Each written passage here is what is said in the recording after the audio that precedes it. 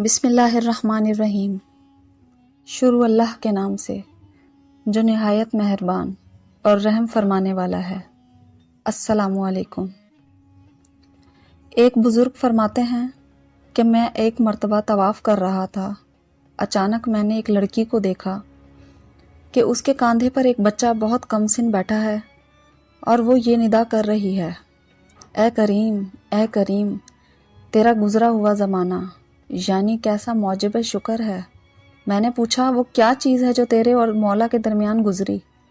کہنے لگی کہ میں ایک مرتبہ کشتی پر سوار تھی اور تاجروں کی ایک جماعت ہمارے ساتھ تھی، طوفانی ہوا ایسے زور سے آئی کہ وہ کشتی غرق ہو گئی اور سب کے سب ہلاک ہو گئے۔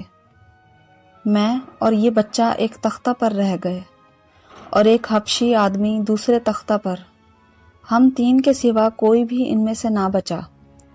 جب صبح کا چاند نہ ہوا تو اس حبشی نے مجھے دیکھا اور پانی کو ہٹاتا ہٹاتا ہوا میرے تختے کے پاس پہنچ گیا، اور جب اس کا تختہ میرے تختے کے ساتھ مل گیا تو وہ بھی میرے تختے پر آ گیا اور مجھ سے بری بات کی خواہش کرنے لگا۔ میں نے کہا اللہ سے ڈر، ہم کس مصیبت میں مبتلا ہیں، اس سے خلاصی اس کی بندگی سے بھی مشکل ہو رہی ہے، چنانچہ اس کا گناہ ایسی حالت میں کریں۔ کہنے لگا ان باتوں کو چھوڑ، خدا کی قسم یہ کام ہو کر رہے گا۔ یہ بچہ میری گود میں سو رہا تھا، میں نے چپکے سے ایک چٹکی اس کے بھر لی جس سے یہ ایک دم رونے لگا۔ میں نے اس سے کہا اچھا ذرا ٹھہر جا، میں اس بچے کو سلا دوں، پھر جو مقدر میں ہوگا ہو جائے گا۔ اس حبشی نے اس بچے کی طرف ہاتھ بڑھا کر اس کو سمندر میں پھینک دیا۔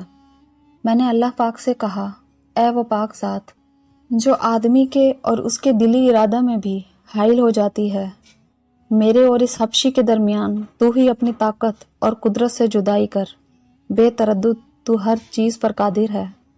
خدا کی قسم میں ان الفاظ کو پورا بھی نہ کر پائی تھی کہ سمندر سے ایک بہت بڑے جانور نے منہ کھولے ہوئے سر نکالا اور اس حبشی کا ایک لقمہ بنا کر سمندر میں گھس گیا، اور مجھے اللہ جل شانہ نے محض اپنی طاقت اور قدرت سے اس حبشی سے بچایا۔ وہ ہر چیز پر قادر ہے، پاک ہے، اس کی بڑی شان ہے۔ اس کے بعد سمندر کی موجیں مجھے تھپیڑتی رہیں یہاں تک کہ وہ تختہ ایک جزیرہ کے کنارے سے لگ گیا۔ میں وہاں اتر پڑی اور یہ سوچتی رہی کہ یہاں گھاس کھاتی رہوں گی، پانی پیتی رہوں گی، جب تک اللہ جل شانہ کوئی سہولت کی صورت پیدا کرے، اسی کی مدد سے کوئی صورت ہو سکتی ہے۔ 4 دن مجھے اس جزیرہ میں گزر گئے۔ 5ویں دن مجھے ایک بڑی کشتی سمندر میں چلتی ہوئی نظر آئی۔ میں نے ایک ٹیلا پر چڑھ کر اس کشتی کی طرف اشارہ کیا اور کپڑا جو میرے اوپر تھا اس کو خوب ہلایا۔ ان میں سے 3 آدمی ایک چھوٹی سی ناؤ پر بیٹھ کر میرے پاس آئے۔ میں ان کے ساتھ اس ناؤ پر بیٹھ کر اس کشتی پر پہنچی تو میرا یہ بچہ جس کو حبشی نے سمندر میں پھینک دیا تھا ان میں سے ایک آدمی کے پاس تھا۔ میں اس کو دیکھ کر اس پر گر پڑی۔ میں نے اس کو چوما، گلے سے لگایا اور میں نے کہا کہ یہ میرا بچہ ہے، میرا جگر پارا ہے۔ وہ کشتی والے کہنے لگے تو پاگل ہے، تیری عقل ماری گئی ہے؟ میں نے کہا نہ میں پاگل نہ میری عقل ماری گئی ہے، میرا عجیب قصہ ہے۔ پھر میں نے ان کو اپنی سرگزشت سنائی۔ یہ ماجرا سن کر سب نے حیرت سے سر جھکا لیا اور کہنے لگے تو نے بڑی حیرت کی بات سنائی، اور اب ہم تجھے ایسی ہی بات سنائیں جس سے تجھے تعجب ہوگا۔